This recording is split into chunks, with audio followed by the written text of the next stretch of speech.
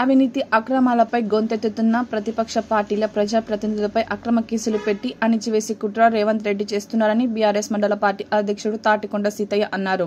సోమవారం మండల కేంద్రంలోని పార్టీ కార్యాలయంలో ఆయన మాట్లాడారు. ఏడాది అయిపోయింది. ప్రజలకు ఇచ్చినటువంటి 6 గ్యారంటీలలో ఉన్నటువంటి ఏ ఒక్క పథకాన్ని కూడా సమగ్రంగా ప్రజలకు అందించలేదు. ప్రతిపక్ష నాయకుడు కేటీఆర్ గారి మీద ఏసీబీ తోటి ఈడీ తోటి అక్రమ కేసులు పెట్టించి అరెస్ట్ చేయాలని ప్రకటనలు చేస్తూ ప్రజల యొక్క ప్రశ్నించే తత్వాన్ని, ప్రజల యొక్క ఆలోచనను పక్కదారి పట్టించి పబ్బం గడుపుకుంటుంది కాంగ్రెస్ ప్రభుత్వం. కాంగ్రెస్ ప్రభుత్వాన్ని డిమాండ్ చేస్తా ఉన్నాం, అయ్యా మీ మంత్రులు కానీ మీ ముఖ్యమంత్రి గారు కానీ చేసేటువంటి ప్రకటనలలో ఏ ఒక్కటైనా ఇప్పటికీ సమగ్రంగా అమలు జరిగిందా? మీరు ఇచ్చేటువంటి ప్రకటనలతోటి రాష్ట్రంలో ప్రజలు ఆగమ్య గోచరంగా గందరగోళంలో పడి కొట్టుమిట్టాడుతూ ఉన్నారు. రైతు రుణమాఫీ చేస్తామని 2 లక్షలు చేస్తామని చెప్పి 4వ విడతలో చేసినటువంటి రుణమాఫీకి రైతులకు మెసేజ్లు వచ్చినాయి.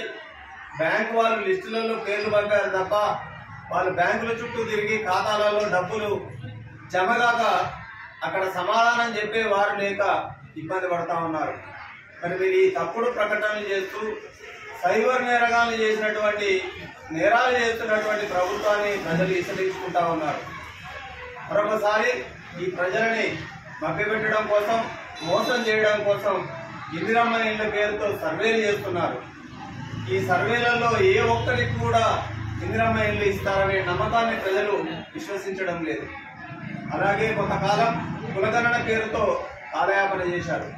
ఇప్పుడు ఆ కులగణనను మరుగున పడేశారు తప్ప ఇంతవరకు ఆ బీసీలకు రిజర్వేషన్లు ఇస్తారా, ఇయ్యరా, అసలు బీసీ పర్సంటేజ్ ఎంత అనేది కూడా చెప్పలేనటువంటి పరిస్థితిలో ప్రభుత్వం ఉన్నది. ఇప్పుడు స్థానిక సంస్థల ఎన్నికలని మరోసారి ప్రజల ముందు చర్చ తీసుకొచ్చి పబ్బం గడుపుకున్నామని చూస్తా ఉన్నారు. ప్రజలు మోసపోయేందుకు సిద్ధంగా లేరు. స్థానిక సంస్థలలో కాంగ్రెస్ పార్టీకి తగిన బుద్ధి చెప్పడానికి సిద్ధంగా ఉన్నారు. మీరు ఇకనైనా ప్రజలకు ఇచ్చినటువంటి వాగ్దానాలను నెరవేర్చడం కోసం ప్రభుత్వంలో సమిష్టి నిర్ణయాన్ని తీసుకొని ప్రజలకు అందించాలని డిమాండ్ చేస్తా ఉన్నాం.